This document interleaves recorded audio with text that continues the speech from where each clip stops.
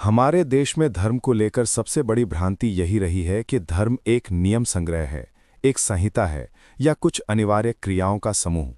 परंतु हिंदू धर्म को समझने के लिए ये आवश्यक है कि हम पहले ये स्वीकार करें कि ये सिर्फ एक धर्म नहीं, बल्कि एक दर्शन परंपरा है। इतनी पुरानी, इतनी गहरी और इतनी व्यापक कि मनुष्य आज भी इसकी गहराइयों को पूर्णतः समझ नहीं पाया। हिंदू धर्म की जड़ें किसी एक ग्रंथ, किसी एक प्रवर्तक, किसी एक आदेश या किसी एक पूजा पद्धति से नहीं जुड़ी हैं। इसका आधार है चेतना, और चेतना का ही विस्तार है धर्म। धर्म का अर्थ कभी भी मजहब नहीं रहा। धर्म का अर्थ है वो सत्य, वो मूल सिद्धांत, वो शाश्वत नियम जो मनुष्य और सृष्टि दोनों को संतुलित रखे। इसलिए हिंदू धर्म का सबसे बड़ा चमत्कार यही है कि ये सत्य को एक खांचे में सीमित नहीं करता, बल्कि सत्य को अनंत रूपों में देखने की क्षमता विकसित करता है। इसी कारण यहाँ विविधता विरोधाभास नहीं है, विविधता ही एकता का आधार है। हिंदू धर्म कहता है सत्य एक है, अनुभूति के मार्ग अनेक हो सकते हैं। यही कारण है कि भारत में शैव, वैष्णव, शाक्त, संत, सिख, जैन, बौद्ध सब एक ही सभ्यता की विविध शाखाएं हैं। किसी को देवता की प्रतिमा में ईश्वर मिला, किसी को ध्यान में, किसी को वेदांत में, किसी को भक्ति में, किसी को कर्म योग में। ये एक ऐसा धर्म है जो मनुष्य को उसकी प्रकृति, उसके स्वभाव और उसके विचार के अनुसार मार्ग चुनने की अनुमति देता है। और यहीं से हिंदू धर्म का दूसरा महान तत्व सामने आता है, पूर्ण स्वतंत्रता। इस धर्म में कोई भी अनिवार्यता नहीं। आप ईश्वर को स्वीकार करें या ना करें, आप धर्म से बाहर नहीं हो जाते। यहाँ नास्तिक भी हैं, आस्तिक भी, योगी भी, भक्त भी, तर्कवादी भी और तपस्वी भी। हिंदू धर्म हर रूप को स्वीकार करता है, क्योंकि ये किसी एक आकार में बंधा नहीं है। ये एक जीवंत चेतना है जो मनुष्य के भीतर जन्म लेती है। कई लोग पूछते हैं, यदि हिंदू धर्म इतना महान है तो इसमें जाति भेद कैसे आया?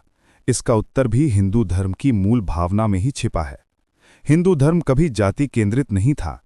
इसकी मूल संरचना थी वर्ण व्यवस्था, जो जन्म से नहीं, गुण और कर्म से निर्धारित होती थी।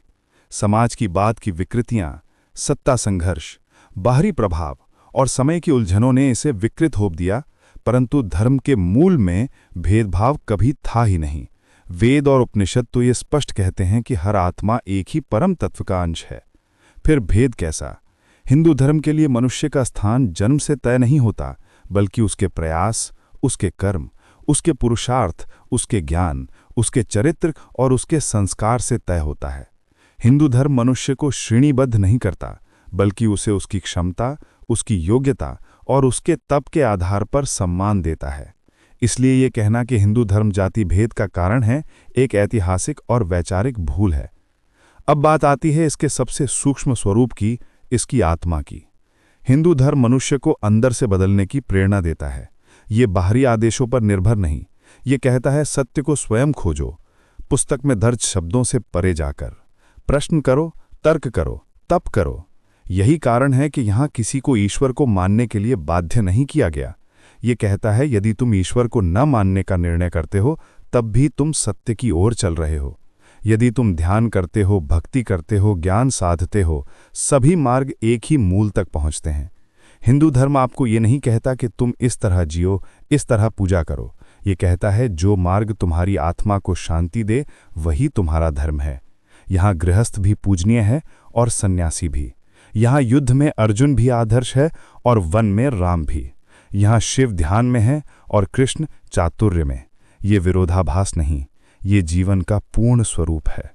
और यही इसकी सबसे बड़ी विशेषता है।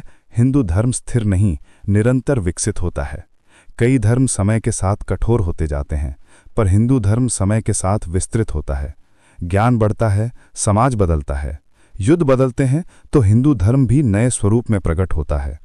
इसे आप संकीर्ण परंपरा नहीं कह सकते।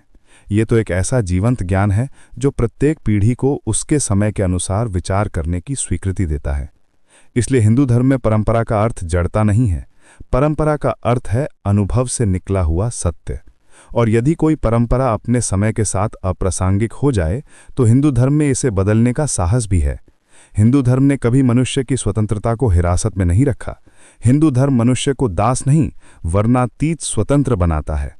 धर्म का उद्देश्य आपको भय में रखना नहीं, बल्कि आपको निर्भीक करना है। ये कहता है, कर्म करो, तप करो, अपने प्रयास से अपना जीवन बनाओ। ये धर्म भाग्यवाद नहीं सिखाता। ये कहता है, तुम्हारा भविष्य तुम्हारे हाथ में है। तुम्हारा चरित्र, तुम्हारे निर्णय, तुम्हारा परिश्रम, यही धर्म है। पूजा करना या ना करना, मंदिर जाना या ना जाना, नियमों का पालन करना या नहीं करना, ये बाहरी आवरण है। वास्तविक धर्म भीतर की चेतना है जो मनुष्य को ऊपर उठाती है। यही वो शक्ति है जो हिंदू धर्म को अन्य धर्मों से भिन्न बनाती है। ये किसी एक मत, किसी एक आदेश, किसी एक पुस्तक या किसी एक रीति का अनुकरण नहीं है। ये एक चेतना है जो मानव को उसके संपूर्ण स्वरूप के साथ अपनाती है। इसमें बंधन नहीं है, इसमें जंजीरें नहीं हैं। ये धर्म जंजीर तोड़ने का साहस देता है। ये धर्म मनुष्य को स्वयं की खोज करने की स्वीकृति देता है। यही इसका वास्तविक स्वरूप है। तो क्या हिंदू धर्म को छोड़ देना कभी समाधान हो सकता है? यदि कुछ बुराइयां आईं, वो धर्म की बुराइयां नहीं थीं, वो मनुष्य की कमजोरियां थीं। धर्म तो हमेशा मनुष्य को ऊंचा उठाने के लिए था। धर्म आत्मा को परिशुद्ध करता है, मनुष्य को व्यापक बनाता है। धर्म हमें हमारी जड़ों से जोड़ता है और हमारी चेतना को विस्तृत करता है। इसलिए धर्म छोड़ना समाधान नहीं, धर्म को समझना समाधान है। धर्म को आत्मसात करना समाधान है। धर्म को जागृत करना समाधान है। हिंदू धर्म आपको ये नहीं कहता कि तुम बदलो, ये कहता है कि तुम स्वयं को पहचानो। यही इसकी सनातनता है, यही इसका वास्तविक सौंदर्य है, यही इसकी अनंतता है, यही इसकी प्रगतिशीलता है। यहाँ धर्म एक सीमा नहीं, एक यात्रा है। एक ऐसी यात्रा जिसमें हर मनुष्य अपने सत्य को खोज सकता है।